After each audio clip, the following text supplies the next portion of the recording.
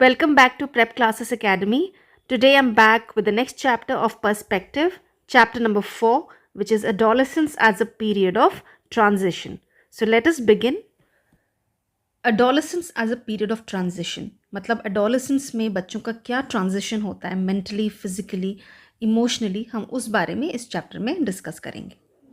Adolescence is the developmental stage between childhood and adulthood, typically occurring between the ages of 10 and 19, though it can extend into the early 20s as well. It is characterized by physical, emotional, and cognitive changes that transform individuals from children to adults. तो इसमें होता क्या है, adolescence जो होता है वो childhood and adulthood के बीच का एक डिफरेंस होता है. चाइल्डहुड से जो अडल्टहुड में जाते हैं दैट इज़ एडोलेसेंस. और ये कब होता है? 10 से 19 एज में होता है, जिसमें ये फिजिकल, इमोशनल, कॉग्निटिव चेंजेस बच्चों में आने लगते हैं. तो की एस्पेक्ट्स ऑफ एडोलेसेंस क्या क्या है? पहला है फिजिकल डेवलपमेंट. फिजिकल डेवलपमेंट मतलब जहाँ पे बच्चों का जो बॉडी में चेंज आता है, उनके जैसे फेशियल हेयर निकलने लगते हैं. फिर लड़कियों का जो होता है ब्रेस्ट डेवलपमेंट होता है, हार्मोनल शिफ्ट्स होते हैं, काफ़ी सारे हार्मोनल चेंजेस होते हैं, तो वो आ जाता है उनके प्यूबर्टी में. ब्रेन डेवलपमेंट भी होता है उनका, जिसमें वो लोग डिसीजन मेकिंग, प्लानिंग होते हैं और बहुत इम्पल्सिव भी हो जाते हैं, और वो सब चीज़ें उनके फिजिकल डेवलपमेंट में आती हैं. फिर आता है इमोशनल डेवलपमेंट, जहाँ पे कि वो एक्सप्लोर करते हैं अपने आइडेंटिटी को, including gender, sexuality, values and career aspiration.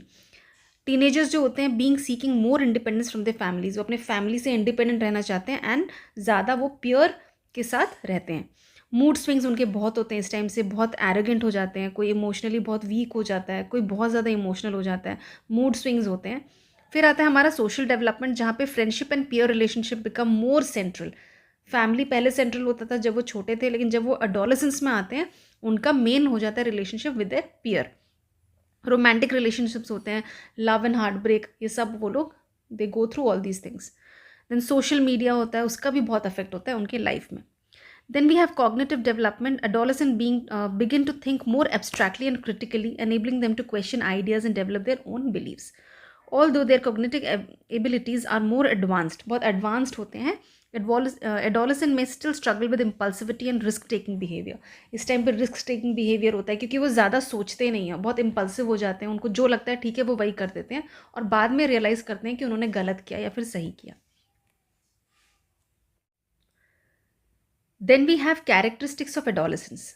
जैसे कि मैंने अभी बताया, फिजिकल चेंज जिसमें प्यूबर्टी होता है, हार्मोनल चेंजेस होते हैं, उनके फिजिकल स्ट्रेंथ में चेंज होता है, बॉडी के शेप में चेंज होता है. कॉग्निटिव डेवलपमेंट होता है, बहुत क्रिटिकली सोचने लगते हैं और बहुत फ्यूचर ओरिएंटेड हो जाते हैं, आगे का बहुत सोचते हैं, प्लानिंग बहुत करते हैं. इमोशनल टर्मोइल मतलब मूड स्विंग्स बहुत होते हैं, और वो लोग काफ़ी इम्पल्सिव हो जाते हैं, और काफ़ी ज़्यादा फ्रस्ट्रेटेड भी हो जाते हैं कोई कोई, और कोई कोई बहुत ही ज़्यादा इमोशनल हो जाता है. सोशल चेंजेस, जिसमें सोशल चेंजेस मतलब वो फैमिली से अपने पीयर के पास चले जाते हैं. रोमांटिक रिलेशनशिप्स होते हैं, फ्रेंडशिप उनका मेन जो रिलेशनशिप होता है वो उनका फ्रेंडशिप होता है. आइडेंटिटी फॉर्मेशन मतलब जेंडर आइडेंटिटी, सेक्सुअल ओरिएंटेशन, ये सब होता है. Sense of self and independence from family, अपना खुद का एक सेल्फ इंडिपेंडेंट रहना चाहते हैं, फैमिली से इंडिपेंडेंट रहना चाहते हैं. रिस्क टेकिंग बिहेवियर बहुत बढ़ जाता है क्योंकि वो बहुत ज़्यादा उन बाउंड्रीज में रहना नहीं चाहते, वो कोशिश करते हैं कि कुछ एक्स्ट्रा करें, और कुछ भी कर लेते हैं, रिस्क लेते हैं, और सोचते नहीं कि आगे क्या होगा. Then we have brain development. ongoing development of the prefrontal cortex responsible for decision making, impulse control and reasoning, improved learning and memory abilities through those still prone to impulsive actions. तो उनका होता क्या, pre frontal cortex के development के वजह से उनका जो डिसीजन मेकिंग होता है, जो इम्पल्शन होता है, वो बहुत फ्लक्चुएट करता है, जिस वजह से वो लोग कभी बहुत फ्रस्ट्रेट हो जाते हैं, कभी वो लोग बहुत ज़्यादा इमोशनल हो जाते हैं. सोशल मीडिया इन्फ्लुएंस उनका, जैसे साइबर बुलिंग होता है. क्यों होता है? क्योंकि वो लोग जो जितने भी सोशल मीडिया प्लेटफॉर्म्स यूज़ करते हैं उसमें काफ़ी सारे वो लोग कोई कोई गलत डायरेक्शन में चले जाते हैं, तो उस वजह से उनका साइबर बुलिंग भी होता है, और सेल्फ एस्टीम वो लोग खो देते हैं उस टाइम पे बहुत ज़्यादा. खुद को वो लोग बहुत उनको ऐसा लगता है जैसे उनमें बहुत कमी है, दूसरों के साथ अपने आप को कंपेयर करने लगते हैं. Then struggle for autonomy, desire to make independent decisions while managing dependence on family and peers, tension between autonomy and the need for parental guidance. वो अपना खुद का डिसीजन लेने की कोशिश करते हैं, जबकि उनके पेरेंट्स होते हैं वो उनके अच्छे के लिए भी कुछ बोलते हैं, तो उनको लगता है नहीं, उनको अपना डिसीजन खुद लेना है. साइको सोशल डेवलपमेंट यानी पर्सनल वैल्यूज़ और बिलीफ सिस्टम उनका बिल्डअप होता है, और ज़्यादा वो लोग developing skills for future roles in society, जैसे अपने करियर एंड सोशल रिस्पॉन्सिबिलिटी के बारे में सोचते हैं. अब प्रॉब्लम्स क्या क्या होते हैं एडोलेसेंस के, काफ़ी सारे प्रॉब्लम्स होते हैं एडोलेसेंस में. हम लोगों ने भी, we have also gone through that problem of adolescence. It comes in everybody's life. It's just that how everybody tackle the problem of adolescence. सबका टैकल करने का तरीका अलग होता है, सबका माहौल अलग होता है, तो उसके हिसाब से वो एडोलेसेंस को टैकल करते हैं. पहला प्रॉब्लम है problem of rapid growth and development. जो उनका कंटिन्यूसली बॉडी डेवलपमेंट होना शुरू होता है और सडन चेंज होता है, तो उससे वो लोग काफ़ी डिस्कम्फर्ट हो जाते हैं. कोई कोई किसी को लगता है कि उनका बॉडी बहुत अनइवनली ग्रो कर रहा है, तो वो काफ़ी अपने आप को बहुत ज़्यादा डीमोटिवेट हो जाते हैं. सेल्फ कॉन्शियसनेस आ जाता है उनमें. बाहर जाने में उनको थोड़ा शर्म आती है. फिर they try to hide themselves. फिर बॉडी इमेज इशू हो जाता है उनको. बॉडी चेंज की वजह से सेल्फ एस्टीम खो देते हैं कितने लोग. हेल्थ रिस्क रहता है, जैसे उनका हार्मोनल इम्बैलेंस होता है. तो वो है उनका पहला प्रॉब्लम. दूसरा है problem of sex, sexual exploration. Adolescent में feel confused about sexual identity और experience conflicting emotions around sexual attraction and sexual behaviour. तो उस एज में एक होता है कि सेक्शुअल अट्रैक्शन होता है, सेक्शुअल बिहेवियर उनके चेंजेस होते हैं. तो वो उस वे में भी उनको बहुत ज़्यादा कन्फ्यूजन रहता है माइंड में कि ये क्या हो रहा है, क्योंकि these all are sudden changes which comes in their life. Then we have peer pressure. there's often pressure from peers to engage in sexual activities. जो उनके खुद के एज ग्रुप के होते हैं, वो लोग भी काफ़ी बार उनको काफ़ी मोटिवेट करते हैं सेक्शुअली एक्टिव होने के लिए. तो वो काफ़ी रिस्की बिहेवियर हो जाता है और वो जोश में आके एकदम वो लोग गलत स्टेप ले भी लेते हैं कई कई बार. लैक ऑफ नॉलेज, उनको नॉलेज नहीं है. जैसे सेक्शुअल इंटरकोर्स से काफ़ी सारे डिजीज़ भी हो सकते हैं. हमें एसटीडी जैसे हमने पढ़ा है, एसटीडी हो सकता है, sexually transmitted disease unprotected sex से. तो वो सब आइडियाज़ उनको इतना होता नहीं है, तो they tend to make mistakes. Emotional confusion बहुत ज़्यादा होता है उनको. ये सब हो गया उनका problem of sex. Then problem of emotional stability. उनका इमोशनल स्टेबिलिटी नहीं होता है, बहुत ज़्यादा मूड स्विंग होता है. सडनली फ्रस्ट्रेटेड भी हो जाते हैं. सेम बात पे कभी फ्रस्ट्रेट होते हैं, सेम बात पे कभी इमोशनल हो जाते हैं. They have no control over their emotions. Then we have problem of sense of insecurity. Insecurity बहुत आता है इस टाइम पे. They try to compare themselves with others. उनको लगता है कि वो सुंदर नहीं है, सामने वाला सुंदर है, या फिर मेरे बाल अच्छे नहीं हैं, उनके बाल अच्छे हैं, मेरा हाइट अच्छा नहीं है, उनका हाइट अच्छा है. तो ये सब चीज़ें वो बहुत ज़्यादा डिस्कस करने लगते हैं और देखने लगते हैं. Then problem of proper adjustment. Adolescent faces the challenge of adjusting to new rules in society, moving from school to work, transition to adulthood, which can be confusing or overwhelming. तो वो जब एक फेज़ से दूसरे phase में जाते हैं, of course बहुत ज़्यादा उनको कन्फ्यूजन होता है. फैमिली डायनामिक्स चेंज हो जाते हैं. As they seek more independence there may be conflict with parents और गार्डियंस. जब वो बहुत ज़्यादा अपने आप को फैमिली से दूर करने की कोशिश करते हैं, पियर के साथ ज़्यादा रहते हैं, तो तभी भी कॉन्फ्लिक्ट बहुत ज़्यादा होता है. देखना टीनेजर के टाइम पे पेरेंट्स का और बच्चों का कॉन्फ्लिक्ट बहुत ज़्यादा होता है. पियर प्रेशर जैसे हमने पहले डिस्कस किया, तो ये सब है problem of proper adjustment. Then we have problem of lack of maturity. उनमें मैच्योरिटी नहीं होती. It's just that there is a transition in their body and their mind and their hormones. They tend to make so many mistakes and they tend to take so many steps which are not right, and they do all that because of lack of maturity. उनको बहुत maturity नहीं होता है, तो उनको कुछ पता नहीं होता कि वो जो डिसीजन ले रहे हैं वो सही है या गलत है. वो बस एक जोश में आके वो वैसे डिसीजंस लेते हैं, वैसा स्टेप लेते हैं. Maybe later on they realise that what they did was wrong, but they do all this because of lack of maturity. Then we have problem of social values. Adolescent may struggle with conflicting family values, cultural norms, and peer group influence, which can lead to confusion and internal conflict. The desire for independence may lead to questioning or rejecting societal and family rules, creating tension. तो इसमें होता क्या, social values उनके बहुत ज़्यादा problem create हो जाता है सोशल वैल्यू में, क्योंकि जब वो अपने पेरेंट्स से दूर होते हैं, अपने वैल्यूज़ से दूर होते हैं, तो जनरल सी बात है कि कॉन्फ्लिक्ट आ जाता है फैमिली में और सोसाइटी में. तो उस वजह से वो काफ़ी ज़्यादा प्रॉब्लम क्रिएट करते हैं. Then we have problem of economic independence. Adolescent are often dependent on the families, we all know that, financial support के लिए, which may create frustration as they desire autonomy और the ability to make their own financial decision. वो हर decision खुद लेने की कोशिश करते हैं, बट उनको पता है कि they have to depend on the family for financial support. तो वो चीज़ उनको बहुत ज़्यादा फ्रस्ट्रेट करती है. Despite a desire for financial independence, job opportunities for adolescents are often limited due to age restrictions or lack of experience. Lack of experience की वजह से या फिर age restriction की वजह से उनको जॉब भी नहीं मिलता है. ना वो पेरेंट्स से पैसा लेना चाहते हैं, ना वो जॉब छोड़ना चाहते हैं, उनको जॉब मिलता नहीं है. तो that also leads to a lot of problem. Then pressure to contribute. वो कॉन्ट्रीब्यूट भी नहीं कर पाते फाइनेंशियली क्योंकि उनको जॉब नहीं मिलता है. Unrealistic expectation. There may be unrealistic expectation from peers or family about achieving financial independence too early in life, which can lead to feeling of stress and failure. कितने फैमिली वाले होते हैं जो बहुत ज़्यादा प्रेशर डाल देते हैं बच्चों पे कि like their expectations are too high कि वो अभी जॉब करेगा, फिर हमारा एक्सपेक्टेशन ये है, वो जॉब करने से हम ऐसा करेंगे वैसा करेंगे। तो वो सब वो सुनने के बाद अगर उसको जॉब उस टाइम पे नहीं मिल रहा होता है या फिर कुछ एक रिस्ट्रिक्शन हो जाता है तो वो काफ़ी ज़्यादा स्ट्रेस में आ जाते हैं। Then we have adolescent gang. अब अडोलेसेंट गैंग्स क्या होते हैं? Adolescent gangs refer to group of young individuals typically in their teens who form a collective identity based on shared values, norms, and sometimes criminal or delinquent behavior. These groups often emerge in response to social, economic, or emotional challenges that adolescents face, such as search for belongingness, identity and protection. Adolescent gang क्या होता है? वो group of people जो same as के होते हैं usually, जो लोग एडोलेसेंट के थ्रू जा रहे हैं, उनका सेम उनका जो फीलिंग होता है वो सेम होता है, उनके वैल्यूज़ सेम होते हैं, फिर वो एक जो भी उनका एक दूसरे का जो फीलिंग होता है वो शेयर करते हैं, क्योंकि सब लोग एडोलेसेंट के through they are going through adolescent, तो उनका थिंकिंग मैच करता है, तो वो अपना एक गैंग बना लेते हैं, तो वो होता है adolescent gang. Now a gang is a group of adolescent who come together for common purpose. उनका पर्पस सेम होता है कि हमारा पर्पस सेम है। जैसे सोचो एक ग्रुप बना है, उन लोगों का, उन सारे बच्चों का ग्रुप इसीलिए बना क्योंकि सबका थिंकिंग है कि हमें फाइनेंशियली इंडिपेंडेंट होना है, हम कैसे भी पैसा कमाएंगे, चाहे बाय हुक और क्रुक, बाय गलत काम करें या सही काम करें, हम अपना पैसा कमा के खुद रहेंगे। सोचो उन सब बच्चों का थिंकिंग सेम है, तो उनका एक ग्रुप बन गया। और एक ग्रुप है जो क्रिमिनल एक्टिविटीज़ में बहुत ज़्यादा इन्वॉल्व है, लड़ाई झगड़ा, स्ट्राइक्स एंड ऑल, तो वैसे वाले बच्चों का एक ग्रुप बन जाएगा क्योंकि उनका थिंकिंग मैच करता है, तो उनको बोलते हैं हम adolescent gang.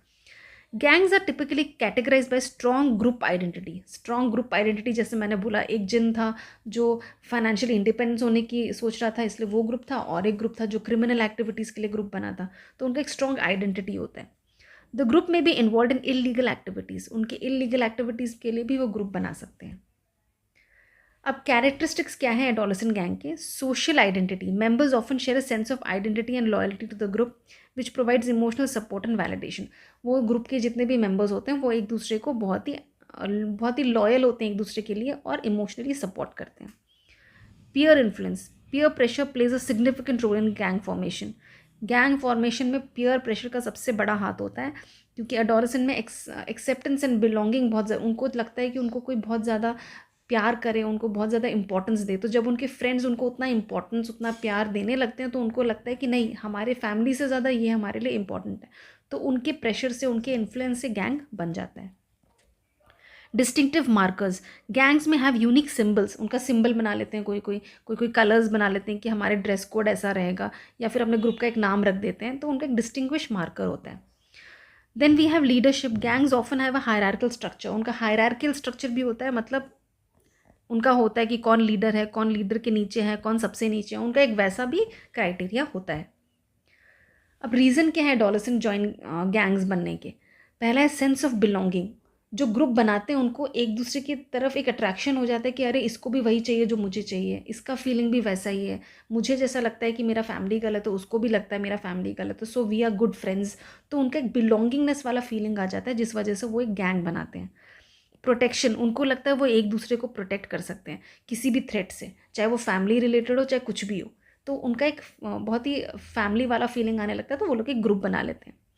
Family issues, adolescent from troubled और डिसफंक्शनल होम्स में सीख इमोशनल सपोर्ट, जिनके घर में बहुत ज़्यादा प्रॉब्लम होता है, जैसे झगड़े हों या कुछ भी हो, तो वो लोग, उनको जब अफेक्शन अपने घर से नहीं मिलता, वही अफेक्शन वो बाहर ढूंढने लगते हैं, तो जब ढूंढने लगते हैं तो जिस गैंग में उनको वो अफेक्शन मिलता है, या फिर उसी की तरह, उन्हीं बच्चों की तरह अगर कोई और बच्चे होते हैं, तो उनका एक गैंग बन जाता है। Social status, being part of gang may increase a young person social status. अब तुम एक गैंग के हिस्सा हो जाओगे तो तुम्हें लोग जानेंगे, तो उस वजह से भी काफ़ी लोग ज्वाइन कर लेते हैं गैंग, कि अब हमें सोसाइटी में सब जानेंगे कि हाँ, ये पर्टिकुलर बच्चा इस गैंग का लीडर है या इस गैंग का मेंबर है, तो उस लालच में भी वो लोग गैंग बनाते हैं। रिबेलियन और defence, some join gang as a form of rebellion against societal और parental rules seeking to establish their own sense of identity. कई लोग गैंग इसीलिए फॉर्म करते हैं कि हमारे पेरेंट्स ऐसा ऐसा बोल रहे हैं, तो हम उसको रिबेल करेंगे, हम उसके खिलाफ जाएंगे, तो वो खिलाफ जाने के लिए भी वो एक गैंग बना लेते हैं। तो ये सब रीजंस हैं एडोलेसेंट गैंग बनने के। टाइप्स ऑफ एडोलेसेंट गैंग क्या क्या हैं? पहला है क्रिमिनल गैंग, जो कि क्रिमिनल एक्टिविटीज़ को फॉलो करता है, ट्रैफिकिंग, थेफ्ट, वायलेंस वगैरह। सोशल गैंग, जो कि सोसाइटी में एक सोशल इंटरेस्ट होता है उनका, म्यूज़िक, फैशन या फिर लाइफस्टाइल को लेके। देन रिट्रिटिस्ट गैंग, जो कि सब्सटेंस अब्यूज़ होते हैं, जैसे हम लोग बोलते हैं कि वो लोग इलीगल सब्सटेंस यूज़ करते हैं, उनको बोलते हैं रिट्रिटिस्ट गैंग्स। कॉन्फ्लिक्ट गैंग्स होते हैं जो कि form as a reaction to perceive threat from other gang, दूसरे गैंग से उनका जब कॉन्फ्लिक्ट होने लगता है तो उसको उसके खिलाफ लड़ने के लिए वो एक गैंग बना लेते हैं, वो हो गए अपना conflict gang. Consequences of gang involvement, अब गैंग इन्वॉल्वमेंट होने से उसका कॉन्सिक्वेंसेस क्या है, उसका रेपरकर्शन क्या है, वो डिस्कस करेंगे। पहला है क्रिमिनल बिहेवियर, जब वो उस गैंग में इलीगल एक्टिविटी करने लगते हैं तो ग्रेजुअली जो ज़्यादा उसकी तरफ नहीं है, जिसको नहीं पसंद है, वो भी धीरे धीरे उस एक्टिविटी में पहुंच जाता है, जो कि लीड टू अरेस्ट, जिसमें उनका अरेस्ट होना फिर एक पुलिस वाला केस बन जाता है। धीरे धीरे वो छोटे ग्रुप से स्टार्ट करते हैं and they end up being a criminal. Then violence, उनके अंदर वायलेंस बिहेवियर बहुत ज़्यादा आ जाता है, क्योंकि उनके अंदर एक रहता है कि हम इस गैंग के लीडर हैं या हम इस गैंग के ग्रुप के मेंबर हैं, तो उनके अंदर एक वैसा एटीट्यूड आ जाता है, तो बहुत ज़्यादा वायलेंट हो जाते हैं। एजुकेशनल डिसरप्शन, उनके पढ़ाई में मन नहीं लगता क्योंकि they are completely engaged with the gang, so they hardly focus on their studies, बिल्कुल फोकस नहीं होता और पूरा इन्फ्लुएंस रहते हैं अपने गैंग से। हेल्थ रिस्क रहता है, अगर वो लोग सब्सटेंस लेते हैं या फिर सेक्सुअल बिहेवियर उनका बहुत ज़्यादा एक्टिव है, तो उस वजह से उनके हेल्थ में भी रिस्क रहता है। The emotional and psychological impact, the trauma of gang involvement can result in feeling of anxiety, depression and low self esteem. कभी कभी ये एंजाइटी और डिप्रेशन को भी लीड कर सकता है। सोचो एक गैंग में कुछ प्रॉब्लम हुआ, आपको गैंग से निकाल दिया, तो उनके अंदर वो एंजाइटी आ जाती है, डिप्रेशन आ जाता है, काफ़ी सारी चीज़ें होती हैं जो उनके इमोशन एंड साइकोलॉजिकल पार्ट को बहुत इम्पैक्ट करता है।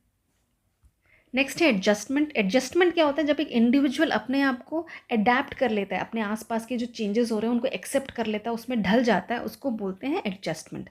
For adolescents adjustment is particularly important as they navigate various transition during this developmental stage.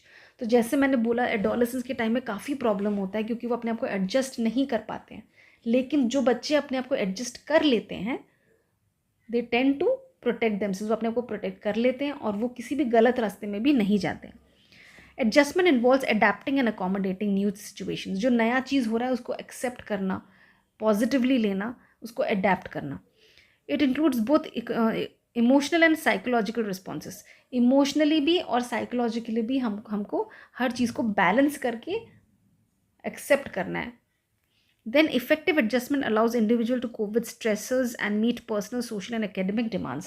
तो अगर वो इंडिविजुअल आराम से कोप अप कर लेता है, जितने भी उनके चेंजेस हो रहे हैं उसको आराम से अडेप्ट कर लेता है, तो उसको आगे जाके कोई भी प्रॉब्लम नहीं होती, चाहे वो पर्सनल हो, सोशल हो या फिर एकेडमिक हो। टाइप्स ऑफ एडजस्टमेंट क्या है? पहला है इमोशनल एडजस्टमेंट, मतलब इमोशनल चेंजेस के साथ, जैसे मूड स्विंग्स हो या कॉन्फ्लिक्ट हो, उन सब चीज़ों के साथ एडजस्ट कर लेने को बोलते हैं इमोशनल एडजस्टमेंट। ये जितने भी लिखे हैं इनके नाम से ही पता चल जाता है। सोशल एडजस्टमेंट मतलब सोसाइटी के साथ एडजस्ट करना, जितना भी पीयर प्रेशर है उसके साथ एडजस्ट करना, जानना क्या गलत है क्या सही है, पीयर अगर कुछ बोल रहा है, कुछ एक फोर्स कर रहा है, वो गलत है तो नहीं करना है, सही है तो करना है। एकेडमिक एडजस्टमेंट मतलब adapting to the challenges of school life, such as changing expectations, time management, academic pressure, इन सब के साथ एडजस्ट करना। फिजिकल एडजस्टमेंट, जो आपका प्यूबर्टी आ रहा है, फिजिकल डेवलपमेंट जो हो रहा है उसको पॉजिटिवली लेना, ना कि उसमें स्ट्रेसफुल हो जाना। फैमिली एडजस्टमेंट मतलब फैमिली के डायनामिक्स भी चेंज होते हैं, जब आप प्यूबर्टी में जाते हो, आपके ज़्यादा इमोशनल, बहुत ज़्यादा इमोशनल हो जाते हो, कभी हाइपर हो जाते हो, तो उन सब चीज़ों को फैमिली के साथ लेके रिलेट करके उस चीज़ के साथ डील करना properly, that is family adjustment. Challenges in adolescent adjustment, अब क्या प्रॉब्लम होता है एडजस्टमेंट में वो देखते हैं। Identity confusion. Adolescents often experience a period of self-discovery and can feel uncertain about their personal identity, leading to confusion और insecurity. जब उनके बॉडी में ये सब चेंजेस होते हैं ना, कभी कभी स्ट्रेस के वजह से वो बहुत कन्फ्यूजन वाले इसमें चले जाते हैं, उनको समझ नहीं आता है कि क्या सही है क्या गलत है, क्या करना है क्या नहीं करना है, इस वजह से वो एडजस्ट नहीं कर पाते हैं। पीयर प्रेशर, क्योंकि मैंने बताया एडजस्टमेंट जो एडोलेसेंट होता है वो पीयर प्रेशर में बहुत रहता है, फैमिली से ज़्यादा वो अपने फ्रेंड्स को ज़्यादा ट्रस्ट करने लगते हैं, तो उनके प्रेशर की वजह से वो एडजस्ट नहीं कर पाते हैं।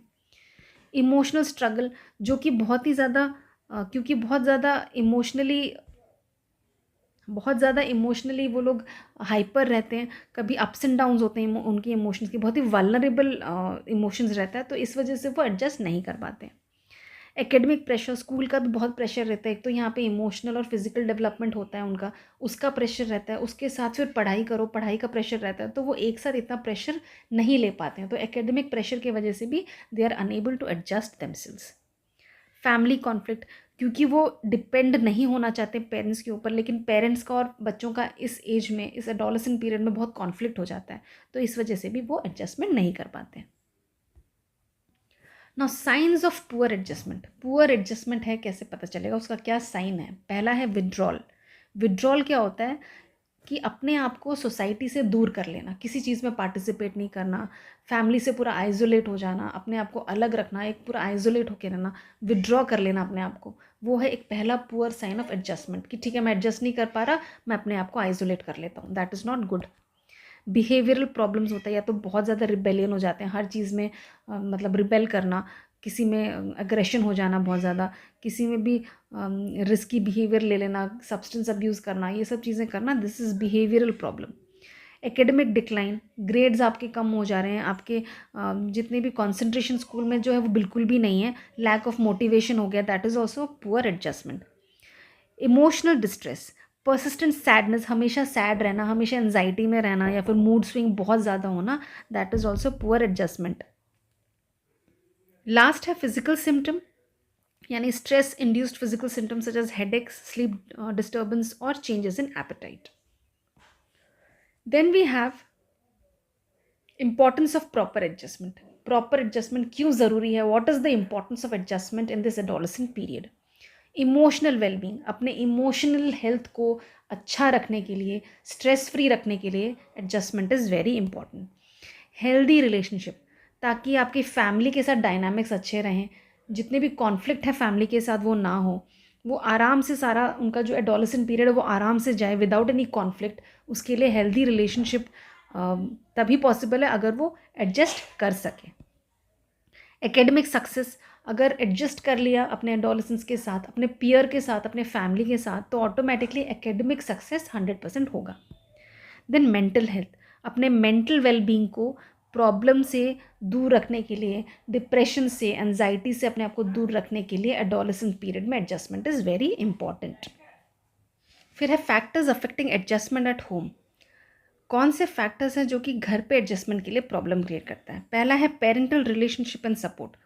पेरेंट्स का रिलेशनशिप कैसा है बच्चों के साथ, कितना वो एडोलेसेंट के टाइप में बच्चों को कितना नर्चर करते हैं, कितना अच्छे से प्रॉपरली कम्युनिकेट करते हैं या नहीं, वो सब चीज़ें बहुत मैटर करती हैं। अगर पेरेंट्स बहुत ज़्यादा कॉन्फ्लिक्टिंग होंगे बच्चों के साथ इस टाइम पे, बहुत ज़्यादा हेड्स ऑन करेंगे कि नहीं वो लोग जो बोल रहे हैं उनके खिलाफ ही बोलना है, उनको अच्छे से नहीं समझाएंगे, कम्युनिकेट नहीं करेंगे, तो बहुत ज़्यादा स्ट्रेस हो सकता है। लेकिन अगर प्रॉपर कम्युनिकेशन हुआ तो एडजस्टमेंट आराम से हो सकता है। फैमिली का स्ट्रक्चर कैसा है? अगर फैमिली में बहुत ही अच्छा रिलेशन है सबका सबके साथ, तो एडजस्टमेंट बहुत आसान से हो जाता है। लेकिन अगर प्रॉब्लम है, कुछ चेंजेस हैं, जैसे डिवोर्स है, सेपरेशन है, इस टाइप की फैमिलीज़ हैं, या फिर पेरेंट का सपोर्ट नहीं है, या फिर सिंगल पेरेंट है, तो वहाँ पे एडजस्ट करना थोड़ा प्रॉब्लम हो जाता है। देन पेरेंटिंग स्टाइल कैसा है?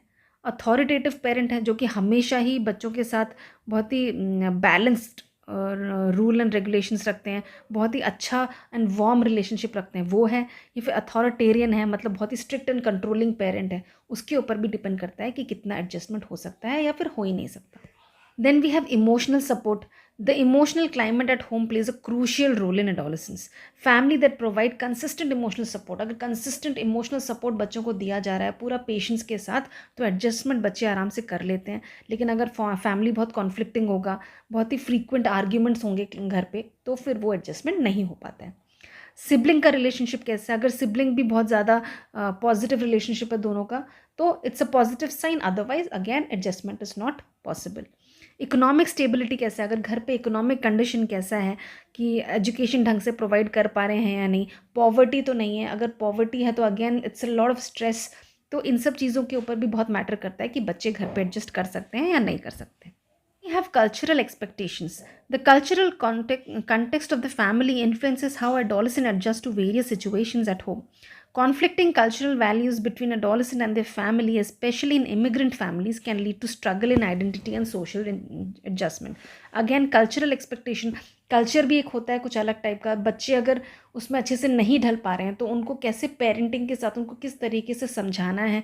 अगर सही तरीके से नहीं समझाया, बच्चों को कल्चरल वैल्यूज़ अच्छे से नहीं समझाए और वो उस चीज़ को नहीं एक्सेप्ट कर पाए, तो वहाँ पे भी एडजस्ट करने में प्रॉब्लम होता है. हाउस होल्ड एनवायरनमेंट कैसे है, अगर सेफ़ है, पीसफुल है, वेल एंड गुड. अगर नहीं है तो again it's a adjustment issue. Next is factors affecting adjustment at school. अब स्कूल में कैसे एडजस्टमेंट प्रॉब्लम होता है. पहला है टीचर स्टूडेंट रिलेशनशिप.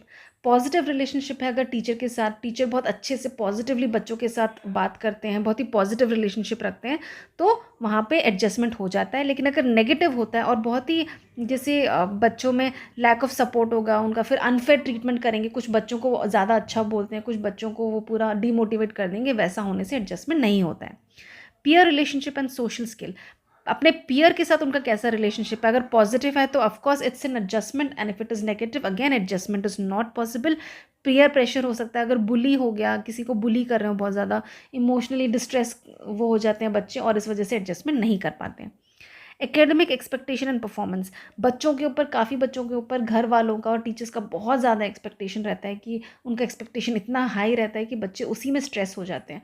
तो इसीलिए उस चीज़ को भी टीचर्स को बहुत क्लियर इंस्ट्रक्शन देना चाहिए और एनकरेज करना चाहिए कि वो अच्छा करे. लेकिन हमेशा एक बहुत ज़्यादा हाई एक्सपेक्टेशन रखना अच्छी बात नहीं होती है.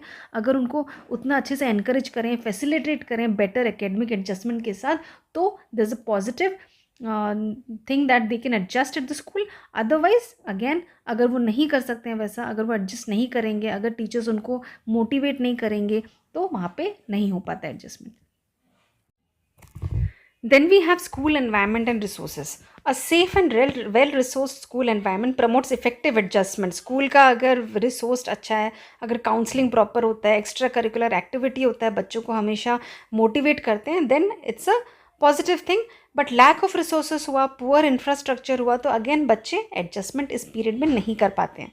School culture and climate. Schools that foster an inclusive and supportive culture contribute to positive adjustment, while toxic school environments such as those with frequent bullying or discrimination can result in problem in the adolescent to adjust.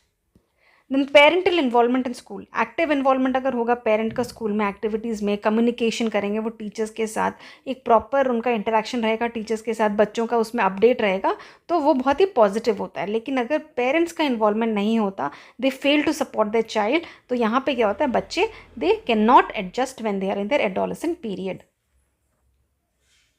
Mental health and psychological well-being. Adolescents who have strong mental health support and coping mechanism, उन लोगों का stress जो होता है वो बहुत manage कर लेते हैं आराम से. लेकिन मेंटल हेल्थ चैलेंजेस होते हैं, जैसे एनजाइटी होता है, डिप्रेशन होता है, फिर लर्निंग डिफ़िकल्टीज़ होता है, ये सब चीज़ें एडजस्टमेंट में बहुत प्रॉब्लम क्रिएट करते हैं. School transitions. Transition from middle school to high school और moving to a new school can be stressful for adolescent, क्योंकि उनको नए रूटीन, नए सोशल ग्रुप, नए पीयर, नए एकेडमिक बैकग्राउंड को फिर से उनको एकेडमिक डिमांड्स को पूरा करना पड़ता है. इस वजह से बहुत ज़्यादा स्ट्रेस हो जाते हैं. School that provide strong transition program और support system help adolescent cope with these changes. Then bullying and peer pressure. अगर बुली बहुत ज़्यादा करोगे बच्चों को, physical, emotional and cyber bullying अगर होता है, it is a significant factor affecting adjustment. Adolescents who are victims of bullying may struggle with emotional well-being, leading to isolation, low self-esteem, and difficulty in adjusting. Peer pressure can also force adolescents into conforming behavior that they may be harmful, affecting their overall adjustment in school life. वो bullying के वजह से ऐसा भी हो सकता है कि वो पूरे स्कूल लाइफ में एक बार भी बुली अगर हो गया, अगर उसको बहुत ज़्यादा वो इमोशनली अफेक्ट कर गया, तो वो पूरा स्कूल लाइफ उनको उस चीज़ को एडजस्ट नहीं कर पाते, उस चीज़ को एक्सेप्ट नहीं कर पाते. लास्ट है cultural diversity and inclusion. Adolescents from diverse culture background may face challenges in adjusting to school if the environment is not inclusive. अगर inclusive नहीं है, जैसे सोचो कोई एक बहुत ही पुअर बैकग्राउंड से, उसको पढ़ने के लिए नहीं अलाउ करा जा रहा, या फिर बहुत ही डिस्क्रिमिनेशन किया जा रहा है, तो उसको एडजस्टमेंट में बहुत ज़्यादा प्रॉब्लम होगा. और cultural sensitivity and an inclusive environment allow adolescent to feel valued. अगर उनको इंक्लूसिव करके पढ़ाएंगे, उन सबको इक्वली पढ़ाएंगे, इक्वली उनको इंपॉर्टेंस दिया जाएगा, तो एडजस्टमेंट करने में उनको प्रॉब्लम नहीं होता. उसके बाद हमारा आता है different types of adjustment. Adjustment कितने टाइप के हैं?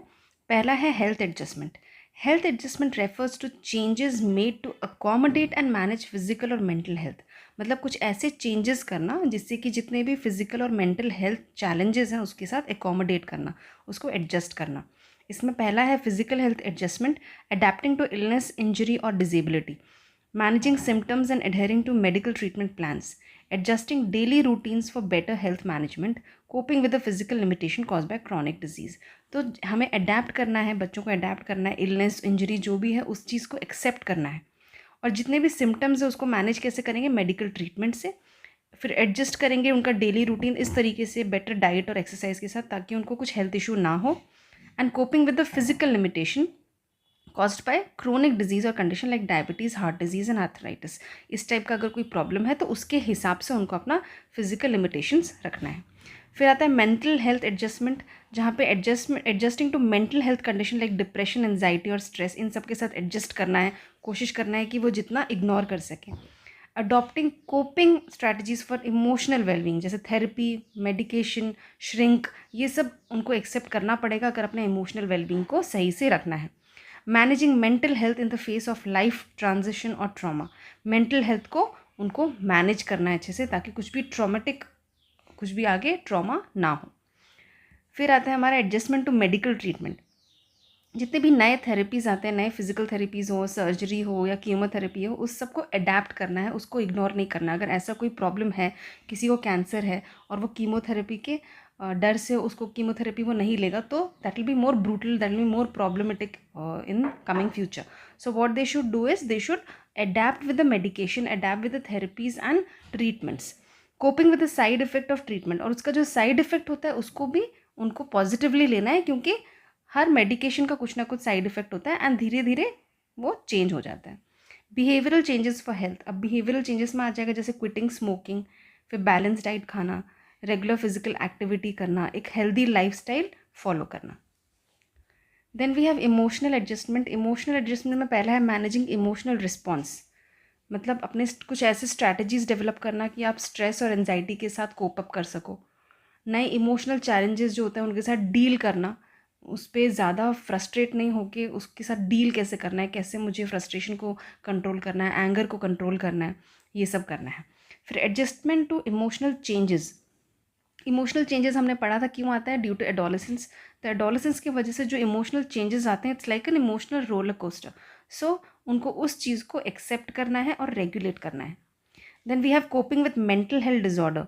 मेंटल हेल्थ डिजॉर्डर में एंजाइटी डिजॉर्डर आ जाता है, फिर डिप्रेशन आ जाता है। इन सब के साथ उनको एडजस्ट करना है और थेरेपीज़ जो भी नेसेसरी थेरेपीज़ है वो लेना है। Resilience building, building emotional resilience to handle life's ups and downs including positive thinking, support system and self care practices. तो पॉजिटिव थिंकिंग पे, सपोर्ट सिस्टम पे, सेल्फ केयर प्रैक्टिसेस पे उनको फोकस करना है।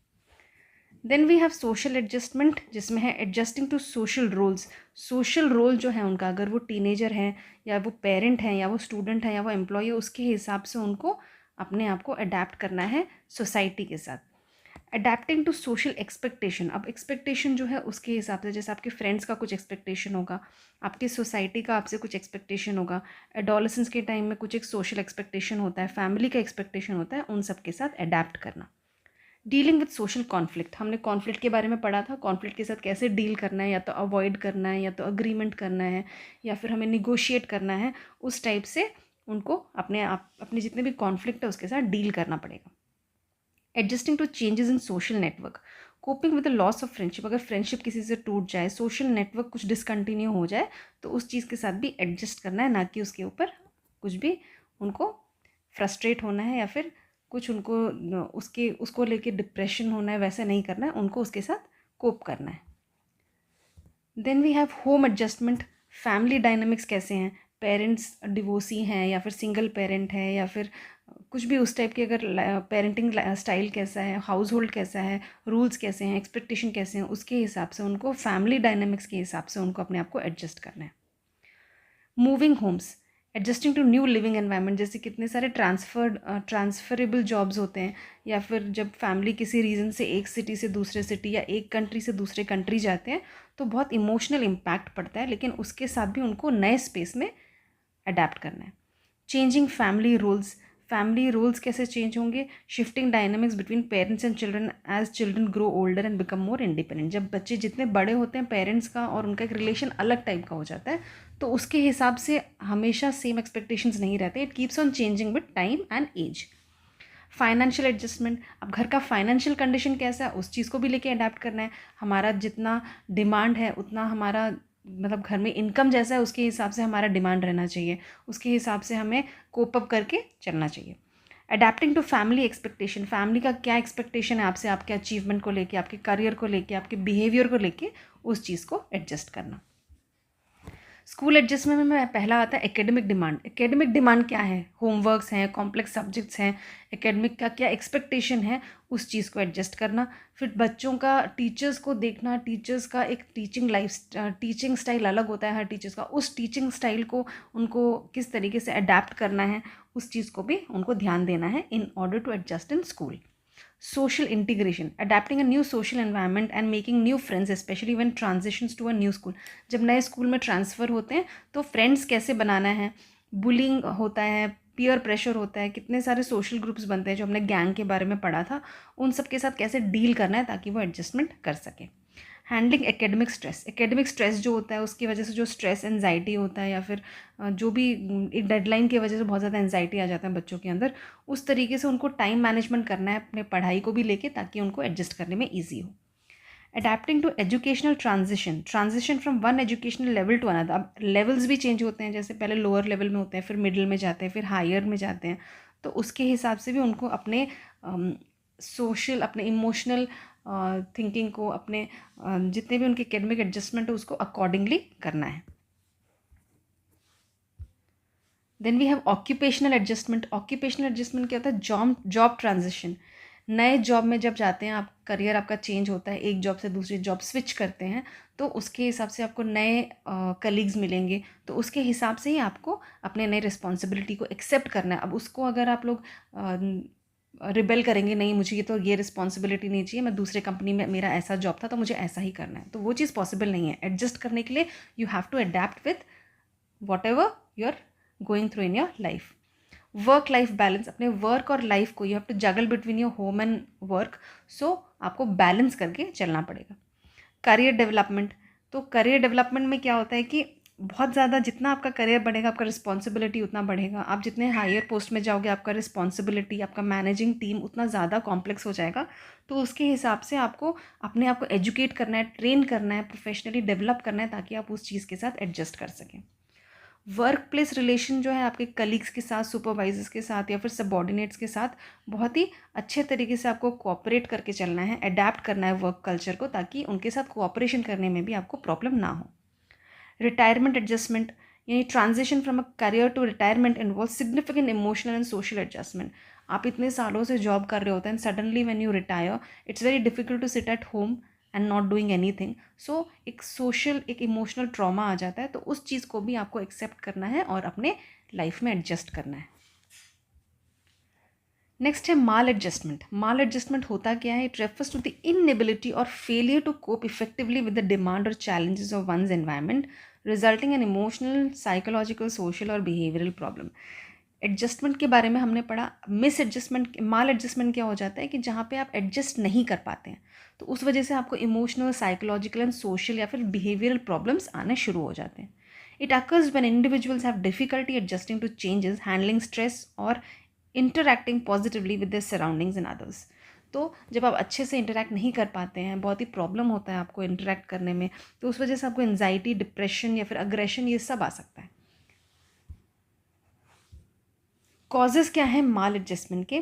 साइकोलॉजिकल फैक्टर है, mental health disorder, condition like depression, anxiety, bipolar, schizophrenia can significantly impair an individual's ability to adjust to normal life. जिनका ये सब प्रॉब्लम होता है, of course they can not adjust in the demands whatever the environment or the surrounding demands. Low self esteem, जिसका बहुत ही low self esteem है, confidence बहुत कम है, उनको भी एडजस्ट करने में प्रॉब्लम होता है, जिस वजह से मिस एडजस्टमेंट हो जाता है।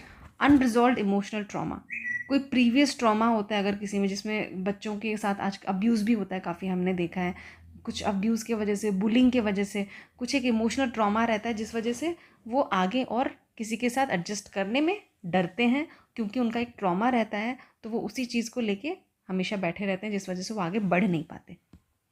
पर्सनालिटी डिज़ॉर्डर, अगर किसी को कोई डिज़ॉर्डर है, पर्सनालिटी का डिज़ॉर्डर है, तो उसको भी एडजस्ट करने में प्रॉब्लम होगा। तो ये हो गया हमारा साइकोलॉजिकल फैक्टर। अब एनवायरमेंटल फैक्टर क्या है, किस वजह से हमें मिसएडजस्टमेंट हो जाता है? पहला है फैमिली एनवायरनमेंट। अगर पेरेंट्स बहुत नेग्लेक्ट करते हैं, डिवोर्स्ड फैमिली है, सिंगल पेरेंट है, फैमिली में बहुत ज़्यादा कॉन्फ्लिक्ट होता है, तो बच्चों को एडजस्ट करने में प्रॉब्लम होता है। सोशल एनवायरनमेंट, जैसे मैंने बताया, वही सेम बुलिंग, डिस्क्रिमिनेशन या फिर सोशल एक्सक्लूजन, आपको एक्सक्लूड कर दिया क्योंकि आप सोचो किसी लो बैकग्राउंड से हो, तो उस वजह से भी एडजस्ट करने में प्रॉब्लम होता है। इकोनॉमिक स्ट्रेन में आ जाता है financial difficulties at home.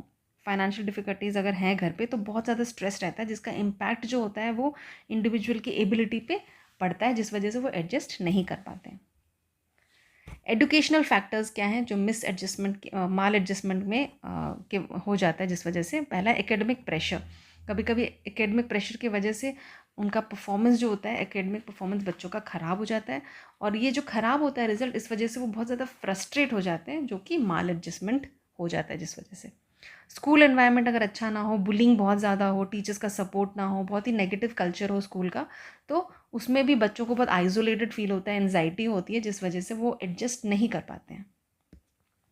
Then we have biological factor. Biological factor में पहला है जेनेटिक्स। जेनेटिक्स मतलब कुछ भी डिसऑर्डर अगर आपके अंदर है, तो भले ही कुछ भी, जैसे मूड डिसऑर्डर्स या एनजाइटी दिया हुआ है, मेंटल हेल्थ इश्यूज कुछ हैं, तो उस वजह से माल एडजस्टमेंट होता है। Brain chemistry, imbalance in brain chemicals can lead to disorder such as depression और anxiety. Then we have socio culture factor. Cultural difference जो होता है अगर बच्चों के बीच में, तो एक कल्चर दूसरे कल्चर से काफ़ी ज़्यादा डिफरेंट होता है, तो individual who experience culture displacement, जैसे इमिग्रेंट्स होते हैं, जैसे इमिग्रेशन करके आते हैं एक दूसरे कंट्री से दूसरे कंट्री में सेटल होने के लिए, तो वहाँ के कल्चर के साथ वो एडजस्ट नहीं कर पाते हैं, क्योंकि उनका वैल्यूज़ अलग होता है, उनका लोगों के साथ घुलना मिलना अलग होता है, so they feel very alienated and isolated, इस वजह से वो माल एडजस्टमेंट हो जाता है। Then we have social isolation. Again social isolation में क्या होता है कि आपको बहुत ही डिसकनेक्टेड फील होगा अपने सोसाइटी के साथ, तो आप किसी के साथ ज़्यादा घुल मिल नहीं सकते हैं, तो आप बहुत आइसोलेटेड होकर रह जाते हैं, तो उस वजह से आप एडजस्ट नहीं कर पाते। फिर है remedies to overcome maladjustment. कैसे हमें माल एडजस्टमेंट ओवरकम करना है? पहला है साइकोथेरेपी एंड काउंसलिंग।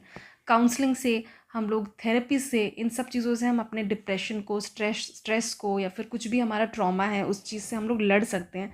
थेरेपी से हम लोग कम्युनिकेट कर सकते हैं प्रॉपर्ली, जैसे फैमिली थेरेपी यहाँ पे दिया है, सपोर्ट ग्रुप दिया है, ये सब जो होता है, ये फीलिंग ऑफ आइसोलेशन जो होता है उसको भी कम करता है, इंडिविजुअल को हेल्प करता है कि वो कुछ नया सीखे, या फिर पुराने ट्रॉमास जो हैं उनसे वो बाहर निकलें, उनको वो बहुत ज़्यादा काउंसिल करते हैं, उनको बहुत थेरेपी देते हैं, बिहेवियरल थेरेपी देते हैं, जिसमें जिन बच्चों का या फिर जिन लोगों का सेल्फ एस्टीम लो होता है, कॉन्फिडेंस बहुत कम होता है, एनजाइटी लेवल बहुत ज़्यादा होता है, और वो कोप अप नहीं कर पाते हैं एनवायरनमेंट के साथ, तो साइकोथेरेपी या फिर काउंसलिंग की मदद से वो अपने वो जो उनका जो मेंटल हेल्थ है, उनका जो ओवर थिंकिंग का या फिर एनजाइटी वाला डिसऑर्डर है, उस चीज़ को वो बैलेंस कर सकते हैं और एडजस्टमेंट कर सकते हैं।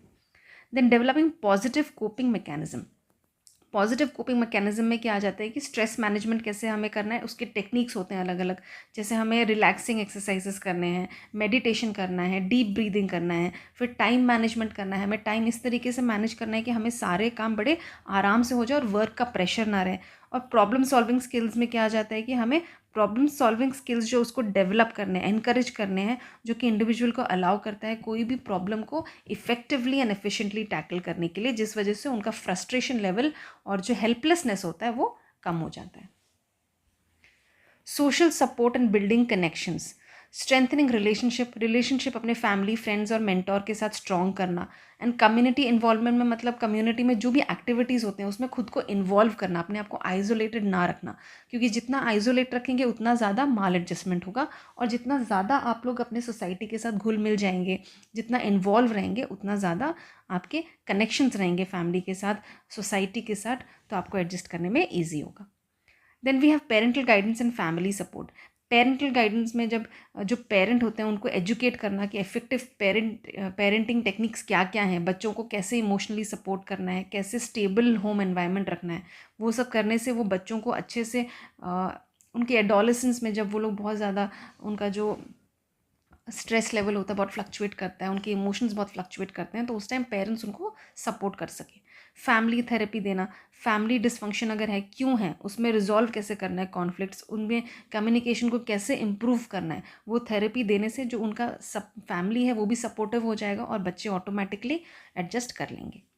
एजुकेशनल सपोर्ट में एकेडमिक काउंसलिंग, आजकल हर स्कूल में काउंसलर्स भी होते हैं, पहले नहीं थे, आजकल काउंसलर्स होते हैं, तो बच्चों को काउंसलिंग, कंटिन्यूस काउंसलिंग देना ताकि उनके ऊपर जो प्रेशर है एकेडमिक्स का वो कम हो, उनको ज़्यादा प्रॉब्लम ना हो उस चीज़ से कोप अप करने में।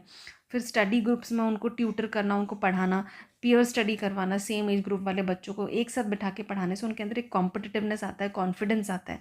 और school based mental health services school में प्रोवाइड करना जो बच्चों को मेंटली इमोशनली सपोर्ट करें।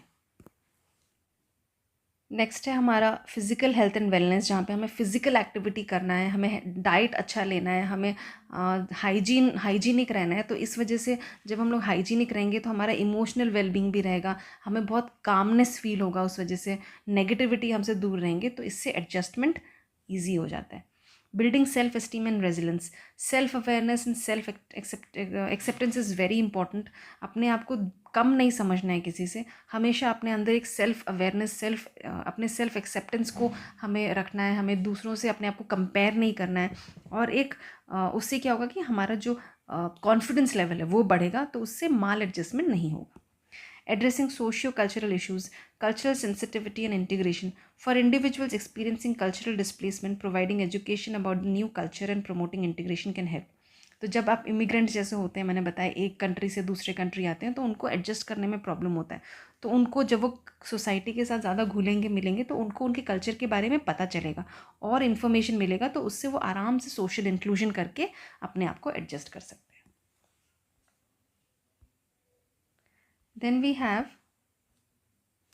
Defence mechanism. अब डिफेंस मैकेनिज्म क्या होता है? Defence mechanisms are psychological strategies used by individuals to cope with reality and maintain their self-image when they experience stress, anxiety, or internal conflict. They operate unconsciously and help protect the individuals from emotional pain, distress, or uncomfortable thoughts and feelings. Defense mechanisms were first conceptualized by Sigmund Freud and further expanded by his daughter Anna Freud. तो defence mechanisms क्या होते हैं? कुछ ऐसे strategies होते हैं, psychological strategies, जिससे कि हम अपने आप को स्ट्रेस, एंजाइटी और कॉन्फ्लिक्ट से दूर रख सकते हैं। सम कॉमन डिफेंस मैकेनिज्म है रिप्रेशन। रिप्रेशन क्या होता है? Involves pushing distressing thoughts, memories or feelings into the unconscious mind, making them inaccessible to conscious awareness. Example, a person who has experienced a traumatic event like an accident may not consciously remember the details of the event to avoid the emotional pain associated with it. Repression मतलब कि तुम्हारा कुछ एक सोचो कुछ एक traumatic event हुआ था तुम्हारे साथ, उस मेमोरी को अनकॉन्शियस माइंड में रखना और making them inaccessible to conscious mind, और उसके बारे में बार बार ना सोचना, क्योंकि जितना सोचेंगे वो उतना हमारे कॉन्शियस माइंड में आएगा, तो उसको हमसे अपने माइंड से दूर रखना। Denial, refusing to accept reality और facts because they are too threatening और अनकम्फर्टेबल। डिनाइल क्या होता है? जब आपको कुछ एक ऐसा सराउंडिंग आ जाता है, फिर कुछ एक ऐसा रियलिटी होता है जिससे कि आपको लगता है कि बहुत ज़्यादा थ्रेटनिंग रियलिटी है, अगर ऐसा कुछ होगा तो फिर कुछ एक गलत हो सकता है, तो आप उसको डिनाइल में रहते हैं, तब मतलब रिफ्यूज़ करते हैं, एक्सेप्ट ही नहीं करते वो चीज़ कि आप सोचते हैं नहीं ऐसा हो ही नहीं सकता, उस चीज़ में रहना उसको बोलते हैं डिनाइल। एग्जाम्पल दिया, एंड अल्कोहलिक में deny they have a drinking problem despite evidence to contrary because accepting it would cause emotional distress. एक अल्कोहलिक जो है, सोचो उसने अभी सोचा है कि मैं और ड्रिंक नहीं करूँगा, तो जब उसको कोई ऑफ़र करेगा तो उसको पता है कि उसका मन कर रहा है, लेकिन उसको पता है अगर मैं पीऊँगा तो it will affect my mental health, it will affect my body, तो बोलेंगे नहीं मैं नहीं पीता हूँ, वो एक्सेप्ट नहीं करेंगे उस चीज़ को, वो हो गया डिनाइल।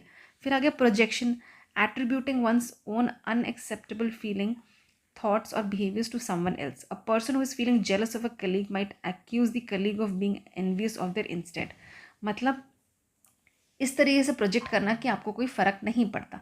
जब फ़र्क नहीं पड़ेगा तो ऑब्वियस ही बात है कि आपने उस सिचुएशन को हैंडल कर लिया है। अगर आपने आपको फ़र्क पड़ने दोगे तो फिर आपको उसमें स्ट्रेस हो सकता है, ट्रॉमा हो सकता है, तो इस वजह से एक्सेप्ट ना करना है इज़ प्रोजेक्टिंग कि मुझे तो कोई फ़र्क नहीं पड़ रहा, सामने वाले को फ़र्क पड़ रहा है। इस टाइप से अपने माइंड को समझाना कि मुझे कोई फ़र्क नहीं पड़ रहा है, is called projection. Then displacement, Redirecting emotions or impulse from an original object which is often threatening to a safer or less threatening. मतलब a person who is angry at their boss may come home and yell at their family members instead of addressing the anger towards the boss. Displacement, एक जगह जहाँ आप गुस्सा हो वहाँ गुस्सा दिखा नहीं सकते, उस वजह से उस गुस्से को कहीं और निकाल देना ताकि आपका मन शांत हो जाए. जैसा यूजुअली होता है कि आपके जैसे कोई है ऑफिस में, आपके बॉस के साथ कुछ प्रॉब्लम हुआ है, बॉस के ऊपर चिल्ला नहीं सकते, तो वही गुस्सा आके आप घर पे अपने घर पे फैमिली मेम्बर्स के ऊपर निकाल देते हो, जो कि गलत है. बट लेटर ऑन उनको एक शांति मिलती है कि उनके अभी अंदर जो गुस्सा था, जो एक बहुत ही कंट्रोल करके रख रहे थे, वो निकल गया. Then rationalization, creating a logical or acceptable explanation for behavior or action that are actually driven by irrational motives. A student who fails a test might rationalize it by saying the test was unfair. तो अपने आप को rationalise feel करवाना, मतलब जैसे एक बच्चे ने एग्ज़ाम दिया, उसका एग्ज़ाम अच्छा नहीं हुआ, तो वो ये डिनाइल में नहीं रहेगा या फिर ये सोच के नहीं अपने आप को स्ट्रेस में डालेगा कि मेरा एग्ज़ाम ख़राब हो गया. वो ये सोच के अपने आप को शांत कर लेगा कि जो टेस्ट था वो अनफेयर था, क्वेश्चंस आउट ऑफ सिलेबस थे, उस टाइप का वो सोच लेंगे. That is called rationalisation. Then regression, reverting to behaviours from an early stage of development when faced with stress और एंजाइटी. रिग्रेशन में क्या होता है? For example, an adult who is stressed may engage in behaviours such as thumb sucking और temper tantrum similar to those exhibited in childhood. Reverting, regression में क्या होता है? रिवर्ट कर देना अपना जो स्ट्रेस है. जैसे छोटे बच्चे होते हैं वो अपनी थंब को सक करते हैं, तो उस टाइप से अपने जो सोच है उसको डाइवर्ट करना. देन सब्लिमेशन, सब्लिमेशन क्या होता है? चैनलिंग नेगेटिव और unacceptable impulses into socially acceptable और constructive activities. Someone with aggressive tendencies might channel their energy into competitive sports. तो सब्लिमेशन में क्या होता है कि जब आपको बहुत ज़्यादा गुस्सा है किसी चीज़ का, आप अब वो गुस्सा करना नहीं चाहते, तो आपने क्या किया? अपना मन डाइवर्ट करके एक कंस्ट्रक्टिव एक्टिविटी में लगा दिया, जैसे स्पोर्ट्स में लगा दिया कि मैं अभी स्पोर्ट्स खेलूंगा तो मेरे दिमाग में वो नहीं रहेगा, तो किसी कंस्ट्रक्टिव एक्टिविटी में जाना is called sublimation. Then is intellectualisation, जहाँ पे हम लोग लॉजिक यूज़ करते हैं, रीजनिंग यूज़ करते हैं, और ताकि हम लोग इमोशन एस्पेक्ट्स को अवॉइड कर सकें. एग्जाम्पल क्या है? Someone who has been diagnosed with a serious illness might focus on learning all the medical facts about the condition rather than acknowledging the emotional distress.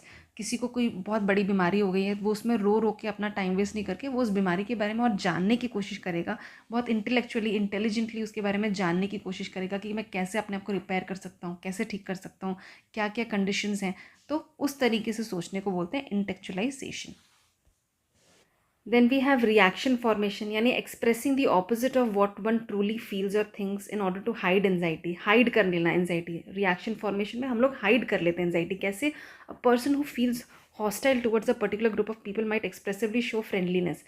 आपको एक ग्रुप पसंद नहीं है, लेकिन उनको ये नहीं दिखाना है आपको कि पसंद नहीं है. इंस्टेड आप क्या दिखाते हैं कि मुझे बहुत पसंद है ये ग्रुप, मैं बहुत सपोर्ट करता हूँ इस ग्रुप को, ताकि कुछ भी एक मिसअंडरस्टैंडिंग क्रिएट ना हो. उसके बाद आता है हमारा कंपनसेशन. कंपनसेशन में होता है ओवरकमिंग अ परसीव्ड वीकनेस और deficiency by excelling in different area to make up for it. A person who feels inadequate in social situation might compensate by becoming a very successful in their career और excelling in academic. Compensate करना अपने आप को. जब आपको socially बहुत ही weak feel होता है कि मेरे से अच्छे हैं सोसाइटी में, मेरे से ज़्यादा हैं सोसाइटी में लोग, बहुत अच्छे स्टेटस में हैं, तो उस चीज़ को आप कैसे ओवरकम करते हैं? बाय बीइंग सक्सेसफुल अपने करियर में, खुद अपने आप अपने ऊपर एक्सेल, अपने ऊपर काम करना और हम अपने खुद के एकेडमिक में एक्सेल करना. Then undoing, attempting to undo a negative action और thought by engaging in a behaviour that is intended to negate और reverse the effect. After arguing with a friend, a person might try to undo the argument by over apologising. Undoing में क्या होता है? जैसे आपकी लड़ाई हो गई, फिर आपने ये नहीं किया कि आप अलग अलग होकर बैठ गए, आप गए और आपने अपने फ्रेंड को ओवर अपोलोजाइज़ किया, सॉरी बोला, उसको बहुत सारे कुछ भी अच्छा चीज़ बोल के कोशिश किया कि जो प्रॉब्लम है, जो कॉन्फ्लिक्ट है वो सॉल्व हो जाए, उसको गिफ्ट दिया और कोशिश किया कि सब कुछ रिजॉल्व हो जाए. Then identification, adopting the characteristics, qualities और behaviour of someone else, often a person in a position of power, to feel more secure और reduce anxiety. A young person might start acting or dressing like a popular celebrity or idol to gain confidence. तो अपना identification को इस तरीके से mould करना कि आपको कॉन्फिडेंस आए और सोशल एक्सेप्टेंस मिले. देन है splitting, viewing people or situations as either all good or all bad with no middle ground. It often involves idolizing someone or something initially and then devaluing it when conflict arises. Example, a person might initially see a new partner as perfect, but if a minor disagreement happens, they may start viewing them as completely bad or unlovable. Splitting में क्या होता है कि आप it's either black और white, या तो आप बोलते हो कि समथिंग इज़ वेरी गुड और यू से समथिंग इज़ वेरी बैड, क्योंकि बीच में रहने से कॉन्फ्लिक्ट स्टार्ट होते हैं, क्योंकि मिसअंडरस्टैंडिंग्स होते हैं, मिस एडजस्टमेंट हो जाता है. तो स्प्लिटिंग में क्या होता है, जैसे आपने कुछ एक सोशल ग्रुप आपने ज्वाइन किया, आपको बहुत अच्छा लगा, लेकिन जब आपको अच्छा नहीं लगा, आपने ऐसा नहीं किया कि आप वहीं पे रहे कि नहीं बुरा लग जाएगा सामने वाले को, आपने वो नहीं किया, आपने तुरंत वो ग्रुप छोड़ दिया कि अब मुझे वो ग्रुप पसंद नहीं है. तो इससे क्या हुआ, आपने जो बीच में मिसअंडरस्टैंडिंग हो सकता है उसको अवॉइड किया. Then we have fantasy, escaping into a world of fantasy or daydreaming to avoid unpleasant emotion. तो अनप्लेजेंट इमोशन से दूर रहने के लिए खुद के फैंटेसी वर्ल्ड में रहना और कुछ अच्छा सोचना, डे ड्रीमिंग करना, that is called fantasy. Now what are the advantages? अब उसके एडवांटेजेस क्या हैं? पहला है प्रोटेक्शन फ्रॉम इमोशनल ओवरवेलम. जब हम लोग अवॉइड करने लगते हैं कॉन्फ्लिक्ट को, तो उससे क्या होगा, हमारा जो इमोशनल ओवरवेलम है कि जो स्ट्रेस, एंजाइटी या फियर या सैडनेस आ सकता है, उस चीज़ को हम लोग दूर कर लेते हैं, अपने आप को उससे प्रोटेक्ट कर लेते हैं. फैसिलिटेटिंग कोपिंग इन डिफ़िकल्ट सिचुएशन. इस मैकेनिज्म से हम डिफ़िकल्ट सिचुएशन में अपने आप को हैंडल कर सकते हैं आराम से, क्योंकि हम उसको डिनाइल में रहेंगे या फिर हम लोग उसको इग्नोर करेंगे, हम लोग अपने कॉन्शियस माइंड में वो नहीं रखेंगे, तो ऑटोमेटिकली हम लोग उसको अवॉइड कर रहे हैं, तो उस वजह से हम लोग हमारे जो डिफ़िकल्ट सिचुएशन है उसके साथ कोप अप कर सकते हैं. Then maintaining psychological stability. क्योंकि हम लोग अगर बहुत ज़्यादा उससे अफेक्ट होते हैं तो हमारा साइकोलॉजिकल स्टेबिलिटी नहीं रहता है, हम लोग बहुत ज़्यादा स्ट्रेस में चले जाते हैं, गुस्सा हो जाते हैं, बहुत ही फ्रस्ट्रेट हो जाते हैं और दूसरों के ऊपर चिल्लाने लगते हैं. तो उससे क्या होगा कि हमारा स्टेबिलिटी नहीं होता है. लेकिन अगर हम ये मैकेनिज़्म अपनाते हैं तो उससे हमारा जो साइकोलॉजिकल स्टेबिलिटी उसको मेंटेन करके रखते हैं. For example, someone who is angry may channel that emotion into physical activity. जैसे मैंने अभी आपको बताया कि एक जन बहुत गुस्सा है, अब वो गुस्सा करना नहीं चाहता, तो वो अपनी एक्टिविटी को सोचो वो गार्डनिंग करने चला गया, चलो मैं गार्डनिंग कर लेता हूँ, धीरे धीरे मेरे दिमाग से वो चीज़ निकल जाएगा. तो उस तरीके से हम लोग साइकोलॉजिकल स्टेबिलिटी मेंटेन कर सकते हैं. फिर प्रिजर्विंग सेल्फ एस्टीम. आप किसी के ऊपर चिल्लाओगे, गुस्सा होगे, फिर वहाँ से झगड़ा होगा, फिर बहुत ज़्यादा कॉन्फ्लिक्ट होगा, तो उससे क्या होता है, सेल्फ एस्टीम खो देते हैं हम. हमारे अंदर एक सेल्फ एस्टीम हमारा जो है वो खो देते हैं सबके सामने. तो हम अपने सेल्फ एस्टीम को प्रिजर्व कैसे कर सकते हैं? By undoing those reactions. वो रिएक्शन नहीं देके हम अपने आप को गिल्ट में नहीं डालेंगे. अगर हम लोग पहले गुस्से में कर देते हैं, बाद में गिल्ट फीलिंग आ जाता है, तो वो सब हम लोग अवॉइड कर सकते हैं. That is preserving self esteem. Then facilitating social functioning. So adapting to social norm. Defense mechanism like identification and reaction formation can help individuals adapt to societal expectation or social environment. By adopting the behavior or attitude of others in a group, individuals can gain acceptance and fit in with social norms. तो social functioning में क्या हो जाता है कि जैसे आप देखते हैं कि आपका जो सोसाइटी है वो थोड़ा अलग टाइप का है, आप जैसे हो वैसा नहीं है, तो उनके साथ आपको अडेप्ट करना पड़ेगा. उनका बिहेवियर कैसा है, ग्रुप कैसा है, वो लोग क्या चाहते हैं क्या नहीं चाहते हैं, उसको समझना पड़ेगा. समझ के आपको डिनाइल या डिस्प्लेसमेंट करके उस चीज़ में एडजस्ट होना पड़ेगा. उससे आप फैसिलिटेट कर सकते हैं social functioning. Then enhancing cognitive functioning. Reduction of cognitive dissonance. Then rationalization helps reduce cognitive dissonance, a mental state that occurs when there is a contradiction between a person's belief, attitude and behavior, by making excuses or finding logical explanation for their action. तो यहाँ पे जैसे हमने पीछे इससे पहले हमने discuss किया था रैशनलाइजेशन के बारे में, तो हम लोग क्या कर सकते हैं कि कुछ भी अगर प्रॉब्लम हो रहा है उसके उसमें एक लॉजिक ढूंढ के खुद को एक्सप्लेनेशन दे सकते हैं कि नहीं ये गलत है, चलो हम इसको नहीं करेंगे, अपने आप को समझा देना और कॉन्फ्लिक्ट से दूर हो जाना. वैसा करने से हम अपने उसका एडवांटेज क्या हो जाता है कि हमारे जो कॉग्निटिव फंक्शनिंग है उसमें प्रॉब्लम नहीं होता है, हमारा मेंटल हेल्थ पीस में रहता है, बिल्कुल प्रॉब्लम नहीं होता है. Defence mechanism like intellectualisation allow individuals to approach emotionally difficult situation through a more rational and detached lens, which may help them process facts and data without being overwhelmed by emotions. This can aid in decision making on problem solving. तो उससे क्या होता है कि जब हम intellectually सोचते हैं, इंटेलिजेंटली उसका प्रॉब्लम का सल्यूशन निकालते हैं, instead of fighting and quarrelling and shouting on somebody, हम लोग उसका जब कुछ एक कोशिश करते हैं कि उस सिचुएशन को किस तरीके से हैंडल करना है पॉजिटिवली, उससे हम लोग प्रॉब्लम आराम से सॉल्व कर सकते हैं. Next, supporting personal growth and development.